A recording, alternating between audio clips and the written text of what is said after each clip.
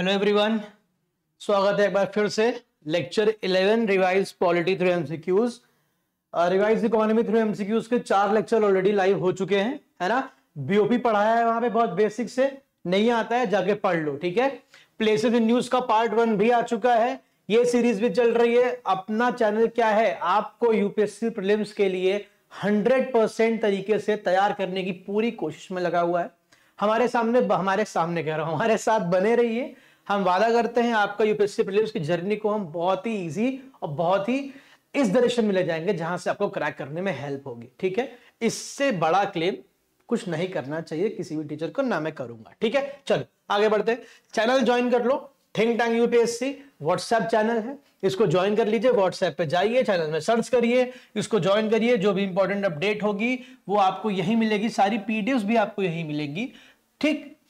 शिखर मार्च के एंड में लॉन्च होने वाला है, करंट अफेयर्स कोर्स है। आप सब रेडी हैं इसके लिए, जानते हैं इसके बारे में, है ना। क्या होगा, subject wise current affair discuss करेंगे, एमसीक्यू सॉल्व करेंगे, एक मेंटरशिप सेशन भी आपको फ्री रहेगा। इसमें आप कुछ भी क्वेरी वहां पे अपनी रिजॉल्व करा सकते हैं। काफी बेनिफिट्स हैं इसके। पॉलिटी भी ऐड कर दिया हमने इसमें। अब आप लोग की रिकमेंडेशन के बाद मैंने कहा था रिकमेंडेशन दीजिए, तो economy, polity, environment, science and tech, 4 को हम लोग क्या करेंगे, इसमें टारगेट करेंगे। डेफिनेटली आपको यहां से 5 से 6 क्वेश्चन देखने को मिलेंगे अपने पेपर में, ठीक है, करंट अफेयर्स के। ठीक, चले अब क्वेश्चंस पे चले। स्टेट लेजिस्लेचर हमें डिस्कस करना है। आप पार्लियामेंट पढ़ चुके हो आप मेरे साथ, और अगर आप पार्लियामेंट पढ़ चुके हो मेरे साथ तो विश्वास मानो आज का लेक्चर आपके लिए स्मूथ मक्खन होने वाला है एकदम, ठीक है। बिकॉज इतनी मेहनत करनी, जितना बेस बनाना था हमने पार्लियामेंट में बना लिया है पूरा। अब उसी बेस को एक्सप्लॉइट करेंगे अपनी नॉलेज को, और आज का हम लोग फटाफट क्वेश्चन सॉल्व करते जाएंगे, ठीक है। देखिए पहला क्वेश्चन, हाँ, जो लेजिस्लेटिव काउंसिल वाला एरिया है उसको जरा डिस्कस करना पड़ेगा हमें, क्योंकि वो एक नया कॉन्सेप्ट है, नया इन टर्म्स ऑफ पार्लियामेंट, जो पार्लियामेंट ने पढ़ा, हम उससे कंपेयर राज्यसभा से नहीं कर सकते, बिकॉज दोनों के फंक्शंस और एग्जिस्टेंस और कंपोजिशन बहुत अलग है। ओके, देखते हैं। Consider the following statements with regards to the establishment and abolition of legislative council in Indian states, ठीक। आर्टिकल 169 है ना, 169 क्या करता है भाई, देखो।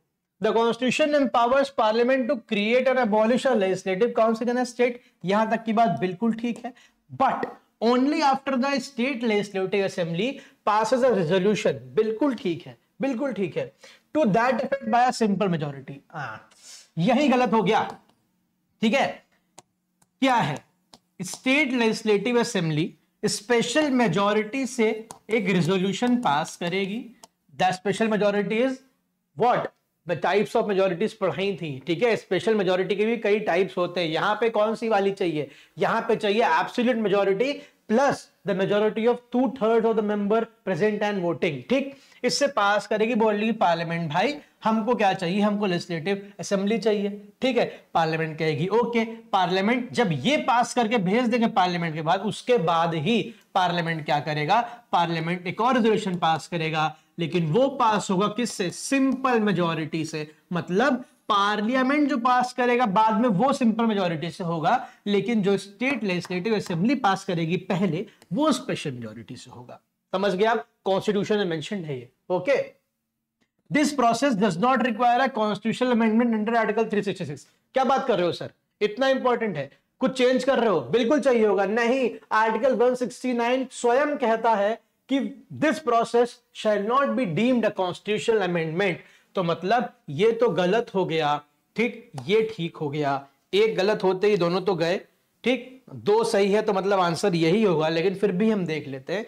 As of 5 March 2025 there are 6 states in India with a legislative council.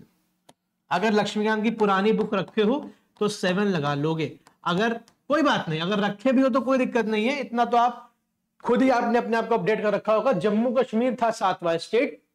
2019 Jammu Kashmir reorganisation act ने वहां की लेजिस्लेटिव काउंसिल को अबॉलिश कर दिया, तो 6 बच रहे। कैसे याद करना है, 2 तो पड़ोसी याद कर लो, यूपी बिहार अगल बगल, इनको याद कर लो, और 2 पड़ोसी और याद कर लो, आंध्रा और तेलंगाना, ठीक है। एक महाराष्ट्र याद कर लो, और एक याद कर लो कर्नाटका, ठीक है, ये है 6 स्टेट्स। ठीक, ठीक है, ओके, क्लियर। ठीक, तो ये स्टेटमेंट भी ठीक हो जाता है भाई। ठीक है, 2 and 3 इज द आंसर, वही बात हुई थी पहले। क्लियर है, क्लैरिटी है, बिल्कुल। फटाफट आगे सॉल्व करो। ठीक, अभी इसकी कंपोजिशन भी देखेंगे। देखो पहले ये देखो, consider the following with regards the composition of the state legislative assembly. The constitution fixes the maximum strength of LA. इसको मैं एलए बोल सकता हूं ना यार, बार बार इतना लंबा बोला नहीं, सही नहीं बोलना है। 500 बिल्कुल मैक्सिमम स्ट्रेंथ कॉन्स्टिट्यूशन फिक्स करता है 500, minimum strength 60 depending on the population of the state. ठीक, बिल्कुल ठीक है, मतलब मैक्सिमम ब्रैकेट और मिनिमम ये दोनों सेट कर दिया है। इसके बीच में आप पॉपुलेशन के हिसाब से क्या कर सकते हो, अपनी जो स्ट्रेंथ है लेजिस्लेटिव असेंबली की उसको वेरी कर सकते हो। देखते हैं, यूपी की पॉपुलेशन बहुत ज्यादा है तो वहां 400 प्लस सीटें हैं, और वहीं आप अगर आ जाओगे कहां, गोवा, अरुणाचल, फिर आप आ जाओ सिक्किम, ये सब एक्सेप्शंस हैं। ठीक है, इनकी मिनिमम स्ट्रेंथ 60 से कम है।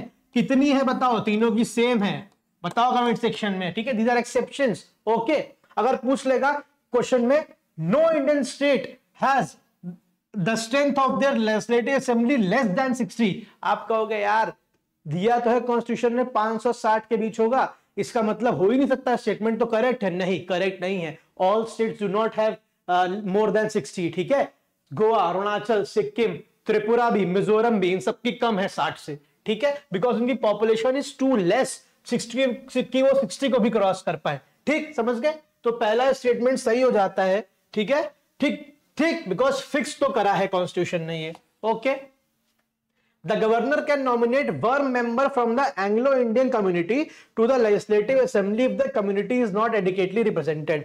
अगर मैं ये वीडियो 25 जनवरी 2020 से पहले बना रहा होता तो यह स्टेटमेंट सही होता, लेकिन बहरहाल क्या हो चुका है पास, 104th कॉन्स्टिट्यूशनल अमेंडमेंट, जिसने क्या करा, एक प्रोविजन करा गया था हमारे कॉन्स्टिट्यूशन में कि भाई एक एंग्लो इंडियन गवर्नर नॉमिनेट कर सकता है स्टेट लेजिस्लेटिव असेंबली में, और 2 एंग्लो इंडियन प्रेसिडेंट नॉमिनेट कर सकता है लोकसभा में।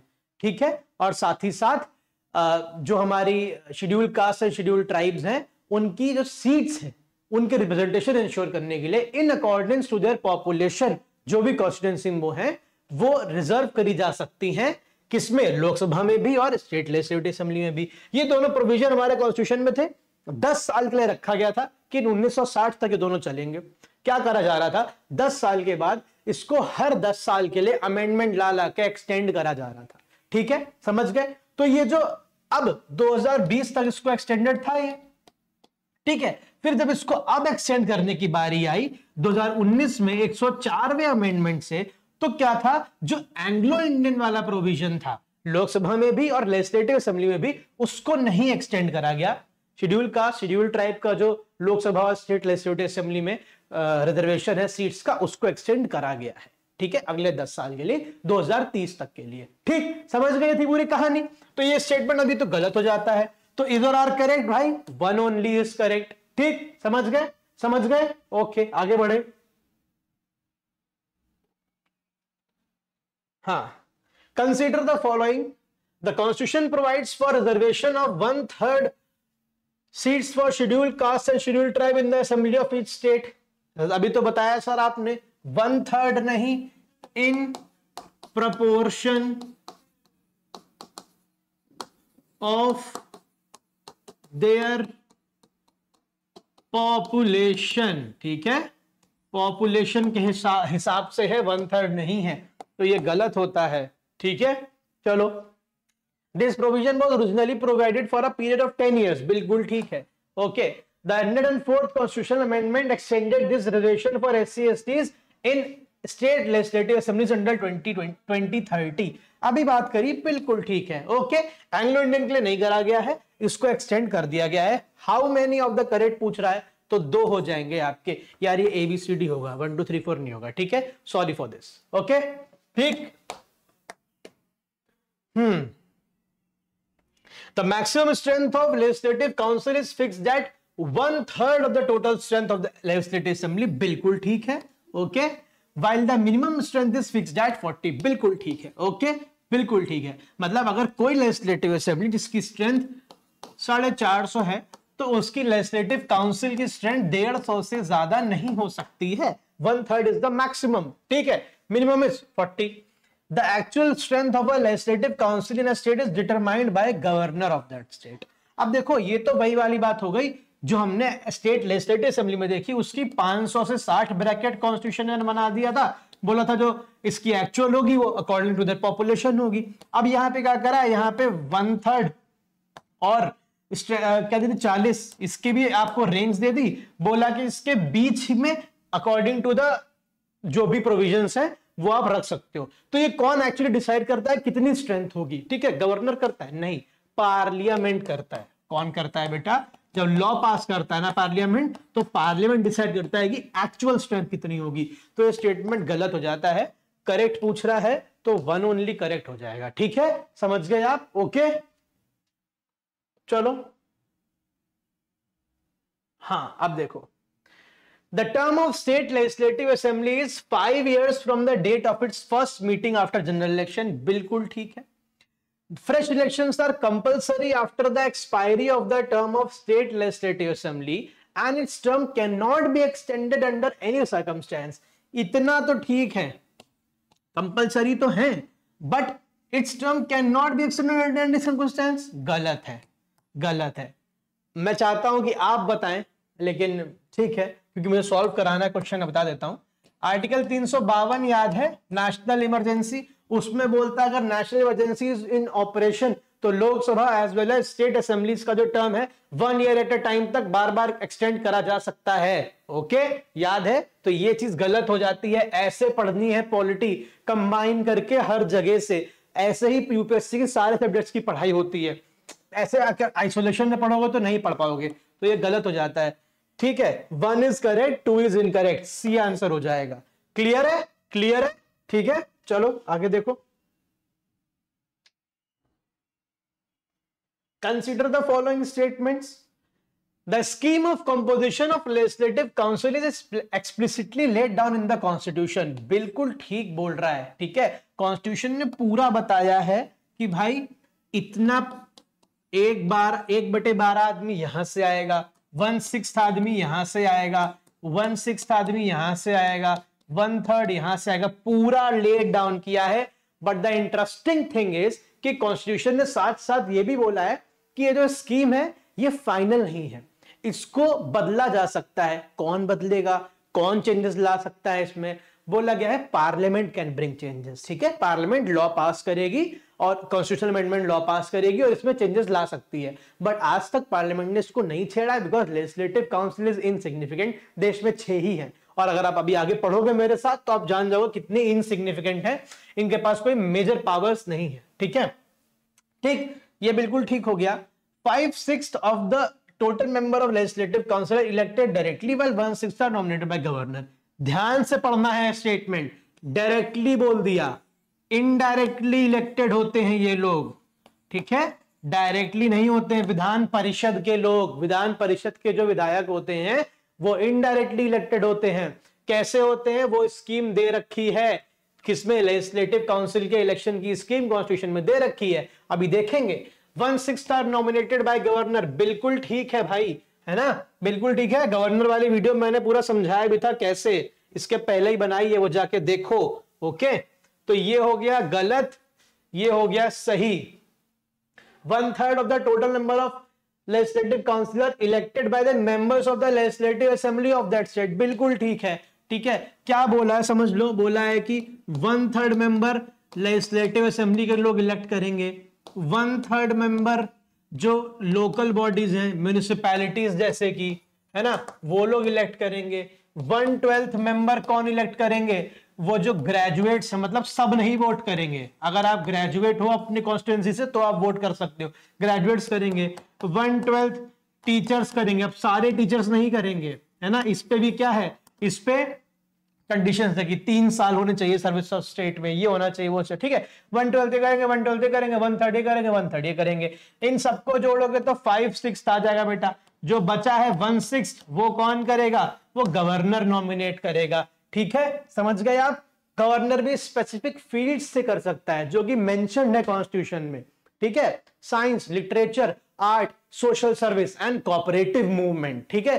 फील्ड याद कर लेना, इंपॉर्टेंट है। ओके, तो क्या हो गया भाई, 1 और 3 ठीक हो गया। वैसे 2 जैसे ही गलत करोगे आंसर तुम्हें वैसे ही 1, 2 और 4 नहीं यार, 1, 2 और 3, ठीक है।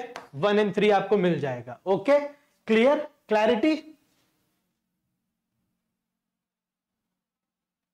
Consider the following. Indian citizenship, 25 years of age, he or she should be a resident of the concerned state. Which of the above given either are mentioned in our constitution as qualifications for a person to be chosen a member of state legislature?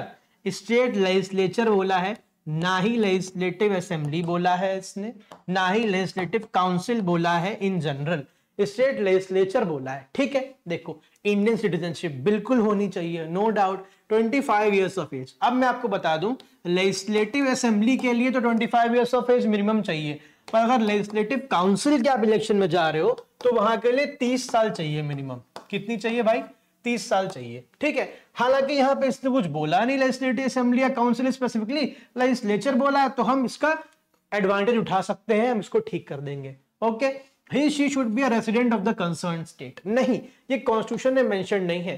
अब देखो क्या है, ये mention है RPA में, देखो, ठीक, क्योंकि हमारा कॉन्स्टिट्यूशन बोलता है एक तो ये कंडीशन है, एक ये कंडीशन है, एक कंडीशन है जो भी चुनाव में खड़ा हो रहा है उसे इलेक्शन कमीशन के सामने ओथ लेनी है, ओथ दे रखी है, और एक पॉइंट और दे दिया उसने, बोला है बाकी कोई भी क्वालिफिकेशन जो पार्लियामेंट बाय लॉ लिस्ट करेगी। पार्लियामेंट ने लॉ पास का रिप्रेजेंटेशन ऑफ पीपल एक्ट, उसमें कंडीशन लिस्ट करी है कि अगर लेजिस्लेटिव असेंबली के चुनाव में खड़े हो रहे हो तो तुम्हें अपने स्टेट का वोटर होना जरूरी है, मतलब आपको वोटर लिस्ट में आपका नाम होना चाहिए, ठीक, ये है, ठीक। अगर आप लेजिस्लेटिव काउंसिल में खड़े हो रहे हो चुनाव में तो वोटर होना नहीं जरूरी है, आपको इस स्टेट का रेसिडेंट होना जरूरी है। समझ गए आप, समझ गए, ठीक है। मतलब ये जो कंडीशन है ये है आरपीए में मेंशन्ड, कॉन्स्टिट्यूशन में नहीं, और वो भी किसके लिए, लेजिस्लेटिव काउंसिल के लिए। असेंबली के लिए रेसिडेंट नहीं, वोटर होना जरूरी है। समझ गए आप? ओके, तो आंसर आपका क्या होगा, 1 और 2 होगा। क्लियर है, क्लियर है, चलो आगे बढ़ो। सब्सक्राइब नहीं करते हो यार तुम लोग, कमेंट भी नहीं करते हो, शेयर भी नहीं करते हो। Consider the following regarding the disqualification of members of a state legislature. किस किस उस पर डिस्क्वालीफाई हो सकते हैं, पहले तो एक हम मोटा मोटा क्या कर लेते हैं, बाइफर्केशन कर लेते हैं। कुछ कुछ हमारे कॉन्स्टिट्यूशन में दिया है, जैसे कि अगर वो इंडियन सिटीजनशिप छोड़ देता है, अगर वो अनसाउंड माइंड का है और कोई कोर्ट उसको कॉम्पिटेंट कोर्ट उसको अनाउंस कर देता है, या वो इंसॉल्वेंट हो जाता है, या वो कोई ऑफिस ऑफ प्रॉफिट होल्ड करता है, ये हमारे कॉन्स्टिट्यूशन में दिया हुआ है। कुछ कुछ रिप्रेजेंटेशन ऑफ पीपल एक्ट ने मेंशन करा है, क्या कि अगर 2 साल से ज्यादा की सजा हो जाती है, या फिर वो किसी ब्राइबरी केस में पकड़ा जाता है, इलेक्शन फ्रॉड में पकड़ा जाता है, इलेक्शन के टाइम उसने अपने जो एसेट्स डिस्क्लोज करे थे वो रॉन्ग प्रूव हो जाते हैं, कोई सोशल क्राइम में वो उसको जेल हो जाती है, भले वो 2 साल से कम की क्यों ना हो, ठीक है। जैसे कि डाउरी केस में हो गई, या फिर सती केस में जेल हो गई, तो फिर हो जाएगा। कुछ कुछ मेंशन करे हैं उसने, ठीक, आरपीए ने। फिर 10th शेड्यूल, अब 10th शेड्यूल तो डिटेल में नहीं बताऊंगा, बहुत ज्यादा डिटेल में बताया था, ठीक है, ठीक है, ठीक। 10th शेड्यूल एंटी डिफेक्शन इसके तहत, ठीक, कॉन्स्टिट्यूशन और आपका जो है RPA representation of people act, इसके तहत जो डिस्क्वालिफिकेशन है उसमें डिसीजन किसका फाइनल रहता है, उसमें डिसीजन फाइनल रहता है स्टेट लेजिस्लेचर में गवर्नर का, और अगर यूनियन सेंट्रल की बात है पार्लियामेंट की तो प्रेसिडेंट का, ठीक है। अगर एंटी डिफेक्शन का डिसीजन होता है वो किसका रहता है, presiding officer of the house, that means chairman in case of Rajya Sabha and legislative council, and speaker in case of Lok Sabha and state legislative assembly. हो गया रिवाइज, ठीक है। अब आ जाओ इस पे। Consider the following regarding the disqualification of a member of state legislature. If a person voluntarily acquires the citizenship of a foreign state, mentioned है हमारे कॉन्स्टिट्यूशन में, ठीक। ये क्वेश्चन ने क्या पूछा है, एक्सप्लिसिटली मिटा देता हूं। Which of the above are explicitly mentioned in the constitution and grounds for disqualification? If a person voluntarily acquires the citizenship of foreign state, बताया मैंने कॉन्स्टिट्यूशन में है।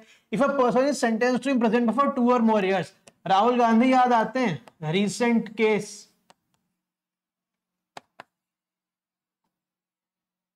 राहुल गांधी मोदी सरनेम को डिफेम करने के जो भी उनका कंट्रोवर्सी थी भाई, आप देखो उसमें, है ना, गलत हो गया, ये आरपीए में दिया है, ठीक है, कॉन्स्टिट्यूशन में नहीं दिया है। If a person is declared of unsound mind by the competent court, बिल्कुल ठीक है। तो आंसर क्या हो जाएगा आपका 1 और 3, ये रहा बी, है ना, ठीक, क्लियर, ओके। आगे बढ़े। With reference to disqualification of a member of state legislature under 10th schedule, that is anti-defection, consider the following: the power to decide disqualification under 10th schedule rests with the presiding officer of the concerned house। बिल्कुल ठीक है, अगर state legislative assembly का कोई बंदा है या फिर कोई विधायक है तो उसका डिसीजन कौन स्पीकर करेगा, और अगर लेजिस्लेटिव काउंसिल ऑफ स्टेट में तो उसका चेयरमैन ऑफ द काउंसिल करेगा। बिल्कुल ठीक है, प्रिसाइडिंग ऑफिसर का यही मतलब होता है। The decision of the speaker or chairman regarding the disqualification under 10th schedule is beyond the judicial review. कौन सा केस आता है भाई, क्योटो हुलाहन केस ना, गलत, सुप्रीम कोर्ट ने बोला कि it is under the purview of judicial review, ठीक है। तो क्या करेक्ट पूछ रहा है, 1 ओनली हो जाएगा। क्लियर है, क्लियर है। ये जो हम स्पीड में फटाफट सॉल्व करते चल रहे हैं, देन किसकी है, जो इसके पहले 10 लेक्चर हम लोग देख चुके हैं उसकी है।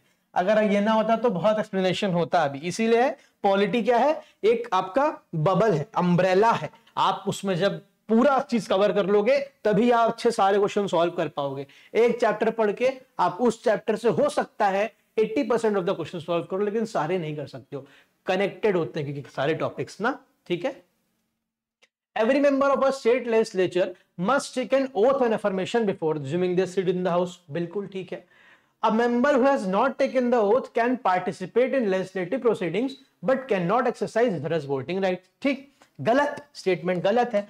ओथ लेना क्यों जरूरी है, बिकॉज ओथ ले बिना you can not even participate in legislative proceedings, you can not exercise your voting rights, you can not enjoy your privileges and immunities given to legislators. कुछ भी नहीं मिलेगा अगर ओथ नहीं ली। कौन कराता है ओथ, गवर्नर कराता है, ठीक है, समझ गए आप। तो स्टेटमेंट 2 इनकरेक्ट है, 1 करेक्ट है, सी, ओके, सी, समझ गए, ठीक। Consider the following statements. If a person is elected to both the houses of state legislature, his seat in the upper house becomes vacant, that is legislative council becomes vacant if he does not resign from one of them within 14 days। अब देखो मेरी बात सुनो, अगर हम union के case में देखेंगे तो वहां पे यही तो होता है, अगर वो लोकसभा और राज्यसभा में इलेक्ट हो जाता है दोनों में, तो अगर वो नहीं नोटिफाई करता है तो उसकी राज्यसभा की सीट खाली हो जाती है। तो आपको लगेगा यहाँ पे भी यही होगा, बट यहाँ पे ऐसा नहीं होता है, ठीक है, यहाँ पे ऐसा नहीं होता। यहाँ पे है कि उसको एक सीट तो खाली करनी पड़ेगी, ठीक है, 2 में वो नहीं बैठ सकता, लेकिन कौन सी सीट खाली होगी, क्या एक्शन लिया जाएगा, किस प्रकार से प्रोसीडिंग्स होगी, ये सब कौन डिसाइड होगा, as per the state legislatures act. मतलब इस रिगार्ड में स्टेट लेजिस्लेचर एक एक्ट पास करेगा, उस एक्ट के अकॉर्डिंग ये चीज डिसाइड होगी कि अगर वो दोनों सीट में इलेक्ट हो जाता है तो उस सिचुएशन में क्या होगा। अब वो हो सकता है किसी स्टेट ने ये एक्ट पास कर रहा हो कि अपर हाउस की सीट खाली होगी, किसी स्टेट ने ये कर रखा हो कि भाई लोअर हाउस की सीट खाली होगी, किसी स्टेट ने कर रखा हो कि दोनों ही खाली हो जाएंगी, किसी ने ये कर रहा हो कि लड़ ही नहीं सकता दूसरे चुनाव, है ना, कुछ भी हो सकता है। बहरहाल ये स्टेटमेंट गलत है, okay. An MLA seat becomes vacant if he or she is absent from the house for more than 60 days without the permission of the house। बिल्कुल ठीक है, ये इन टर्म्स ऑफ पार्लियामेंट भी ठीक है, ठीक है, वहां पे भी यही होता है। 2 ओनली करेक्ट हो जाएगा ना, हाँ 2 ओनली करेक्ट हो जाएगा। अरे अब आगे क्या, मैच द फॉलोइंग, देख लो match the following.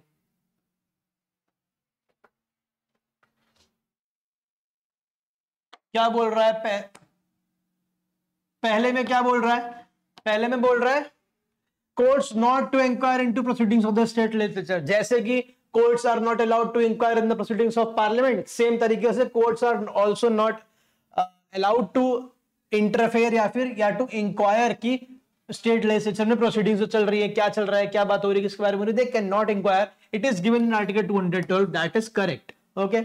Qualification for membership of the state legislature, ठीक है, ये भी 173 में ही दी गई है, बिल्कुल ठीक है। अबॉलिशन और creation of state legislative council 168, नहीं, अभी तो हमने देखा ना पहले क्वेश्चन में 169 में दे रखी है, तो ये गलत हो जाता है ना, ये गलत हो जाता है। ड्यूरेशन ऑफ स्टेट लेजिस्लेचर 172 में ही दिया गया है, ठीक है। कितने ठीक है भाई?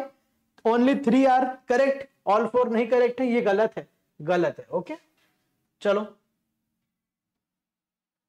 Consider the following statements regarding the Speaker of the State Legislative Assembly. Speaker, presiding officer, जो रोल स्पीकर का होता है लोकसभा में वही रोल इनका होता है किसमें? स्टेट लेजिस्लेटिव असेंबली में। देखिए, a speaker is elected by the members of the state legislature assembly from among themselves, बिल्कुल ठीक है, just like the speaker of लोक सभा। He or she is the final interpreter of the Constitution of India within the legislative assembly, just like the speaker of Lok Sabha. He she does not have the voting right in the legislative state legislative proceedings. याद होगा speaker of Lok Sabha मैंने समझाया था कि first instance पे नहीं होता है, अगर नॉर्मली हो रहा है, अगर किसी चीज में टाई हो गया तो फिर उनके पास 10 वोटिंग पावर आ जाती है, मतलब सिर्फ और सिर्फ कास्टिंग वोट होता है उनके पास, जिसको वो टाई के केस में एक्सरसाइज कर सकते हैं। Generally he can not vote, ठीक है, ही और शी कैन नॉट वोट। पर यहां पे क्या कह रहा है? He she does not have the voting power. नहीं नहीं, ये तो गलत हो गया है ना, जनरलाइज नहीं कर सकते, वोटिंग पावर होती है but he can only vote in the times of ties, ठीक है। चलो, गलत 1 और 2 होगा, सही सही पूछ रहा है ना, हाँ आज सब सही सही पूछ रहा है, गलत नहीं पूछ रहा है कुछ भी, ठीक है। Which one of the following statements is not correct regarding the powers of the Speaker of State Legislative Assembly? देखिए किसके बारे में नॉट करेक्ट पूछ रहा है? Speaker, okay. The speaker decides as to who will preside the proceeding of the house in her, पहला ही गलत हो गया, लेकिन हम देखते हैं बाकी statement. The speaker has the final authority decide whether money will और नॉट, बिल्कुल ठीक है, नहीं ये नहीं करना चाहिए, बिल्कुल ठीक है, हाँ ही और she is deciding authority. The speaker appoints the chairman of all committees of the assembly and supervisors, बिल्कुल ठीक है। The speaker has the power to disqualify a member of assembly under the 10th schedule, यही करता है, भी देखा हमने, यही सही है, क्योंकि ये गलत है, स्पीकर नहीं डिसाइड करता हु विल प्रिसाइड, ठीक है। क्यों? क्योंकि स्पीकर नहीं है तो डेप्यूटी स्पीकर करता है प्रिसाइड, जिसको कौन? जिसको house state legislative assembly elect करती है, ओके। और अगर ये दोनों नहीं है तो फिर ये एक पैनल होता है, चेयरमैन पैनल होता है स्पीकर का, याद है, same in the case of Lok Sabha, उनमें से कोई एक क्या करता है? प्रोसीड करता है चेयर पे, अगर ये दोनों ही एब्सेंट हो, ठीक है। तो ये नॉट करेक्ट यही हो जाएगा भाई। आगे बढ़े। Consider the following statements with reference to the speaker and deputy speaker of the state legislative assembly, ठीक। Both can be removed from their office by resolution to the assembly by simple majority, नहीं नहीं, simple majority कहां? Effective majority। मैं फिर बोलता हूं आपसे, जो मैंने आपको कराया टाइप्स ऑफ मेजोरिटी, लेक्चर 4 या लेक्चर 5 है यार, एक बार देख लेना, उसमें टाइप्स ऑफ मेजोरिटी है, वो जरूर करना है यार आपको।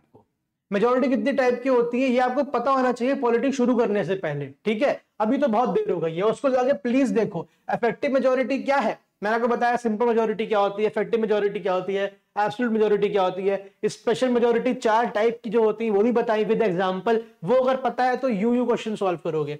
इफेक्टिव मेजोरिटी टर्म क्या यूज्ड है हमारे कॉन्स्टिट्यूशन में? Majority of the then member of the house, ठीक है, ओके, ये चाहिए होता है, तो ये गलत हो गया। Both shall vacate their offices if they cease to be a member of the list, बिल्कुल ठीक है, ठीक है। ये आपको याद रखना है कि अगर किसी भी रीजन से दे रिजाइन और दे आर डिस्क्वालिफाइड और दे आर रिमूव्ड, वो जो एंटी डिफेक्शन के अंदर है, किसी भी तरीके से वो स्टेट लेजिस्लेटिव असेंबली से अगर डिस्क्वालीफाई हो जाते हैं तो दे आर इमीडिएटली डिस्क्वालिफाइड या फिर they are immediately removed from the position of speaker and deputy speaker as well, okay, ठीक है, याद रखना, ठीक। तो भाई क्या करेक्ट है? 2 ओनली, ओके, 2 ओनली। चलो, both shall cease to be member, हाँ ठीक है। With reference to the powers and position of the chairman of legislative council, consider the following statement. All the powers and functions of chairman in the council are similar to those of the speaker in the assembly. एक दो चीजों को छोड़ के, ठीक है। सबसे बड़ा example money bill, money bill designate करने की पावर सिर्फ और सिर्फ स्पीकर के पास है, इनके पास नहीं है, तो ये गलत कर देता है, ठीक है। पहला ही गलत होता है, आपको आंसर मिल जाता है अपना, बहरहाल आप फिर भी देख लो। Unlike the chairman of the Rajya Sabha, he she is a member of the state legislative council. जब ऐसे क्वेश्चन आया करे ना, तो ये तो बिल्कुल देखा करो, ठीक है, जो पहले वाला टर्म है वो भी देखा करो, unlike the chairman of Rajya Sabha. ठीक, इसका मतलब ये स्टेटमेंट क्या बोल रहा है, ये स्टेटमेंट ये तो बोल रहा है कि जो चेयरमैन है वो मेंबर होते हैं स्टेट लेजिस्लेटिव काउंसिल का, लेकिन साथ साथ ये भी बोल रहा है कि चेयरमैन ऑफ राज्यसभा जो है वो मेंबर नहीं होते हैं राज्यसभा का। ऐसा है, बिल्कुल है, ठीक है, तो ये स्टेटमेंट सही हो जाएगा। चेयरमैन जो वाइस प्रेसिडेंट होते हैं वो मेंबर नहीं होते हैं राज्यसभा के। ओके, हाँ हो गया। He she can be removed from the office by a resolution passed by legislative assembly by a majority of the then member of the house. He she can be removed, ये रहा गलती, legislative assembly नहीं, legislative council remove करती है उन्हें, ठीक है, assembly का रोल नहीं हो, माफ करो यार गिर गया पेन। लेजिस्लेटिव काउंसिल रिमूव करती है, तो ये गलत हो गया, 2 है करेक्ट आंसर, ठीक है। ओके, आगे बढ़े।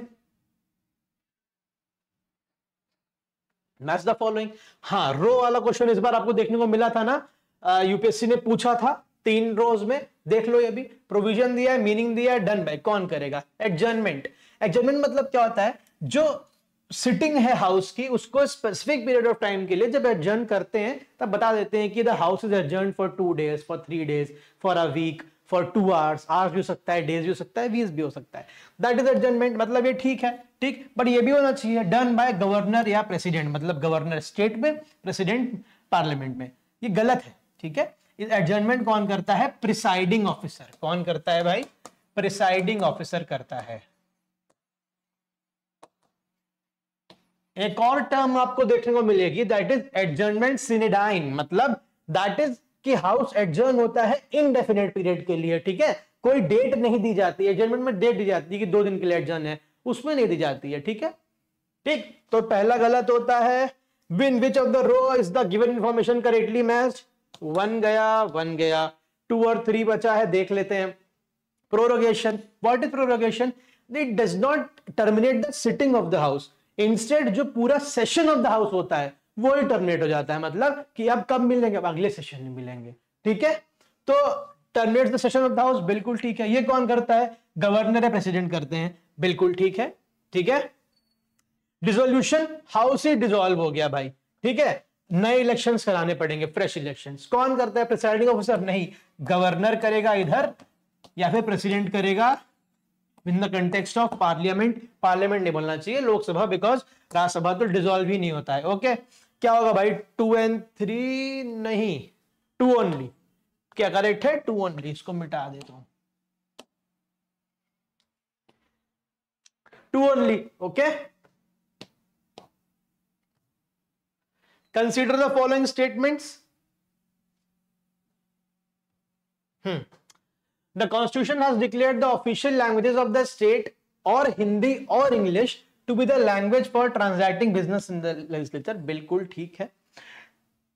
No other language can be used in the state legislature except those mentioned by the Constitution. Constitution तो ये mention करता है, ये हिंदी या फिर इंग्लिश, तो इसके अलावा कोई लैंग्वेज नहीं हो सकती है। अगर ऐसे लॉजिकली सोचोगे तो नहीं हो सकती है, बट लॉजिक कभी कभी क्या होता है, पीछे रह जाता है जब प्रोविजन सामने आते हैं। प्रोविजन ये है कि आप जो प्रिसाइडिंग ऑफिसर हैं उनकी परमिशन लेके आप अपनी मदर टंग भी यूज कर सकते हो, ठीक है। तो मतलब कुछ भी लैंग्वेज यूज हो सकती है विद द परमिशन ऑफ हुम, परमिशन ऑफ प्रिसाइडिंग ऑफिसर। तो ये गलत हो जाता है, इज और आर करेक्ट में 1 ओनली होगा, ठीक है भाई, क्लियर। ओके,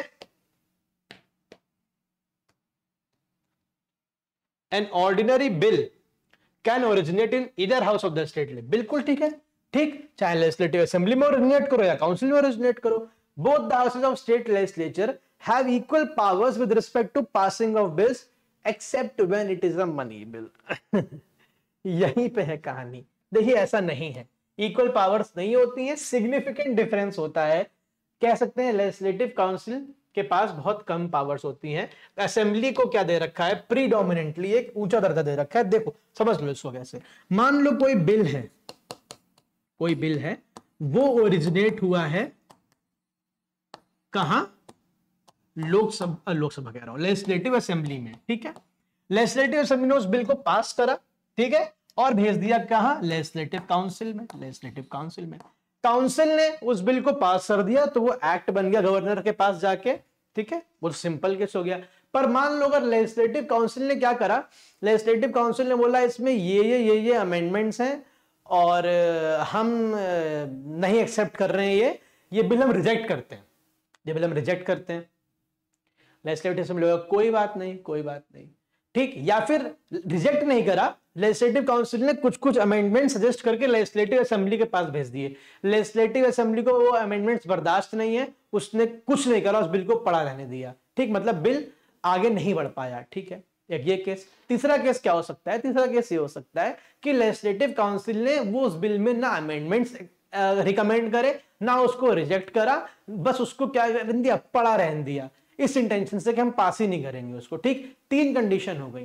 पहले दो कंडीशन में तो क्या हो गया, बिल आप देख रहे हैं ठप हो जा रहा है। तीसरे कंडीशन में जो वो नॉन एक्शन है वो 3 महीने तक वो कर सकते हैं मैक्सिमम, ठीक, 3 महीने तक कर सकते हैं मैक्सिमम, ठीक। 3 कंडीशन बता दी, फिर से सुन लो। पहली कंडीशन, अमेंडमेंट सजेस्ट करे और लेजिस्लेटिव असेंबली को वो अमेंडमेंट्स नहीं एक्सेप्टेड है, ठीक है, डेडलॉक हो गया। दूसरा, उन्होंने बिल को रिजेक्ट कर दिया, डेडलॉक हो गया। तीसरा, 3 महीने तक उन्होंने कुछ करा ही नहीं उस बिल पे, डेडलॉक हो गया। तो ये डेडलॉक कैसे, अब इसको क्या करें, ज्वाइंट सिटिंग करानी पड़ेगी? नहीं, याद रखना, ज्वाइंट सिटिंग हमारा कॉन्स्टिट्यूशन नहीं प्रोविजन बनाता है स्टेट लेजिस्लेचर में, ठीक है। जब आप जाओगे पार्लियामेंट में जाओगे, राज्यसभा अगर 6 महीने तक कुछ ना करे किसी बिल को लेके तो president can call for joint sitting, ठीक है। यहां पे ज्वाइंट सिटिंग का प्रोविजन है ही नहीं। अब कहोगे सर फिर क्या होगा, देखो, अगर 3 महीने तक कुछ नहीं करता है लेजिस्लेटिव काउंसिल और लोग लेजिस्लेटिव असेंबली क्या करता है फिर से, ठीक है, सेकंड इंस्टेंस में, मतलब या फिर सेकंड टाइम, ठीक, second time same bill without any amendments जो उसने पहली बार पास करा था उस बिल को पास करके फिर भेजता है लेजिस्लेटिव काउंसिल के पास, तो लेजिस्लेटिव काउंसिल के पास क्या है, क्या आपके पास ऐसी रेमेडी है कि वो उस बिल को हटा सकते हैं? ठीक है, अगर उन्होंने रिजेक्ट कर दिया तो भी कोई बात नहीं, उन्होंने अमेंडमेंट्स कर दिए तो भी कोई बात नहीं, उन्होंने कहा लेजिस्लेटिव असेंबली हमें इस बिल मंजूर नहीं है, कोई बात नहीं, मैक्सिमम 1 महीना। सेकेंड टाइम अगर 1 महीने तक उन्होंने उस बिल को पास नहीं करा, चाहे वो रिजेक्ट कर दे, चाहे वो अमेंडमेंट कर दे, चाहे वो उसको पड़ा रहने दे, 1 महीने का समय बीता, बिल ऑटोमेटिकली पास्ड मान लिया जाएगा in the form which Lok Sabha, यार मैं लोकसभा क्यों बोल रहा हूं बार बार, sorry, in the form legislative assembly has passed. समझ गए आप? मतलब 3 महीना पहली बारी में और 1 महीना दूसरी बारी में क्या कर सकते हैं लेजिस्लेटिव काउंसिल वाले, बिल को डिले कर सकते हैं, वो बिल को पास होने से अल्टीमेटली नहीं रोक सकते हैं। समझ गए इस बात को? एक बार रिपीट करता हूं पूरी कहानी। क्या हुआ, लेजिस्लेटिव असेंबली ने बिल पास करा, लेजिस्लेटिव काउंसिल भेजा, इसने बोला कि मुझे ये मंजूर नहीं है, इसने बिल को रिजेक्ट कर दिया, या फिर बिल को किसी अमेंडमेंट्स के साथ लोग लेजिस्लेटिव असेंबली भेजा, या फिर 3 महीने तक उस बिल पे कुछ करा ही नहीं, वो बिल हो गया डेड। फिर क्या करा लेजिस्लेटिव असेंबली ने, second time same bill amendments के बिना क्या करा, फिर से पास करके इनके पास भेजा, इन्हें फिर से बिल मंजूर नहीं था, लेकिन इस टाइम ये कुछ नहीं कर सकते, 1 महीना इन्होंने कुछ भी नहीं करा, भले 1 महीने बाद ऑटोमेटिकली वो बिल पास मान लिया जाएगा। ठीक है, अगर क्वेश्चन में लिख के आ जाता है कि legislative council can not prevent a bill to be passed at the level of state legislature, तो ये स्टेटमेंट बिल्कुल ठीक होगा। वो प्रिवेंट नहीं कर सकते हैं, वो ज्यादा से ज्यादा 3 महीना पहली बार में और 1 महीना दूसरी बार में डिले करा सकते हैं, मतलब टोटल 4 महीना। समझ रहे हो आप? तो ये कहीं से इक्वल पावर नहीं हुई, ठीक है, इसीलिए दूसरा स्टेटमेंट गलत होता है। ठीक है, गलत होता है। समझ गए आप? ठीक, okay. Consider the following statements regarding the passage of an ordinary bill in the state with a bicameral legislature. The Legislative Council can delay an ordinary bill for a maximum period of 4 months, but cannot prevent from it. भी अभी बताया है, ठीक है, okay. The Legislative Assembly rejects the amendment suggested by Legislative Council. It can pass the bill again, and Council must accept it. ठीक है, okay. अब देखो यहां पे टेक्निकल चीज देखो, काउंसिल मस्ट एक्सेप्ट इट। कई लोग इसको पढ़ेंगे एक बार में और सोचेंगे हाँ ये तो करेक्ट है, बट लैंग्वेज पे जाओ और मैं समझाया उस पे जाओ। Council is not bound to accept it. नहीं, वो मना कर सकते हैं, फिर से वो फिर से प्रोटेस्ट कर सकते हैं, फिर से बोल सकते हैं हम नहीं मानते, लेकिन फर्क ही नहीं पड़ता है। जहां 1 महीना बीता वैसे बिल वो ऑटोमेटिकली पास मान लिया जाएगा। समझ रहे हो आप? समझ रहे हो? तो ये मस्ट एक्सेप्ट इट गलत है, ठीक है? तो ये स्टेटमेंट हो गया गलत। 2 जाते ही आपको अपना आंसर मिल जाएगा। 1 and 3। बहरहाल हम थर्ड देखेंगे। If the legislative council does not take any action on a bill for 1 month after receiving it the second time, the bill is deemed to have been passed in the form approved by legislative assembly। बिल्कुल ठीक है। इस चीज को समझ गए हो ना? यही फर्क देता है क्वेश्चन सॉल्विंग और स्टडीइंग में, ठीक है? यही फर्क है। ओके ओके, चलो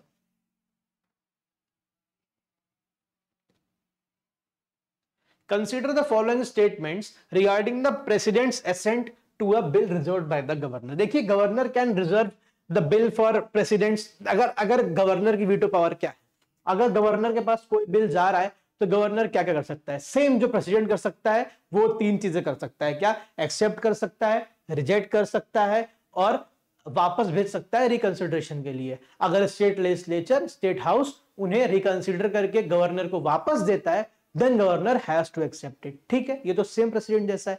एक और चीज कर सकता है वो, गवर्नर ने बताया था ना मैंने, ही कैन और she can, he she can क्या कहेंगे उसको, can send it to president for consideration. वो प्रेसिडेंट के पास भेज सकता है और ये उसका डिस्क्रिशन है। ठीक है, वो कोई भी बिल भेज सकता है, उसकी डिस्क्रिशनरी पावर है। लेकिन एक टाइप का बिल बताया था, जरूरी है, अगर हाईकोर्ट की पावर के साथ कोई छेड़छाड़ हो रही है तो वो बिल भेजना ही भेजना है, बाकी वो अपनी मर्जी से कोई बिल भेज सकता है।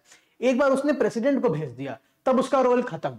फिर डीलिंग कहां होगी? सीधा प्रेसिडेंट और स्टेट लेजिस्लेचर के बीच डीलिंग होगी। ठीक, फिर प्रेसिडेंट क्या कर सकता है? President can accept it, can reject it, can send it back for reconsideration.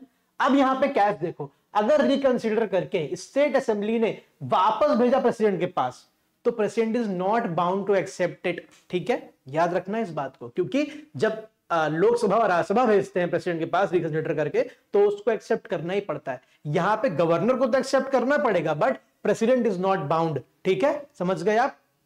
अब पढ़ो, when a bill is reserved by the governor for the consideration of president, the president may either give assent, withhold assent or return the bill for reconsideration। ठीक है, if the state legislature reconsiders and passes the bill again, the president is constitutionally bound to give assent to it। No, नहीं, यही तो समझाया अभी, तो 1 only correct होगा। Okay, समझ गए?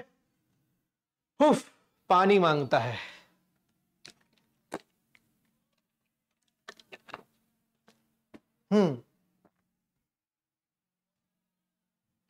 अरे भाई, हो गया ना?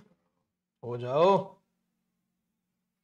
ठीक है, consider the following regarding the passage of money bill. Same है बेटा, मनी बिल वाला एकदम सेम, कॉपी पेस्ट कर दो। Money bill can be introduce in the legislative assembly on the recommendation of governor and cannot be introduced in the legislative council। बिल्कुल ठीक है, the legislative council cannot reject or amend a money bill but may suggest recommendations with the assembly may accept or reject। बिल्कुल ठीक है, if the legislative council does not return the bill within 14 days it is deemed to have passed by। बिल्कुल ठीक है। ठीक है, when a money bill is reserved for the reconsideration of the president may either give assent or withhold assent but cannot reconsider। बिल्कुल ठीक है। Okay, समझ गए? समझ गए? इससे क्या चीज निकल के आती है? गवर्नर मनी बिल भी भेज सकता है रिकंसिडरेशन प्रेसिडेंट के पास कंसिडरेशन के लिए। एक पॉइंट और याद रख लो, सेम, कि मिनिस्टर ही अप्रूव कर सकता है मनी बिल, बाकी प्राइवेट मेंबर नहीं कर सकता है, जो सेम था पार्लियामेंट के केस में। आंसर डी है इसका। चले, thank you. Okay, thank you for all, thank you to all of you for joining. ठीक, आई होप हमारे लेक्चर्स आपको हेल्प कर रहे हैं। सब्सक्राइब कर लीजिए, शेयर कर लीजिए और शिखर के लिए रेडी हो जाइए। ठीक है, बहुत बेहतरीन कोर्स होने वाला है। Okay, thank you so much, keep studying, good night.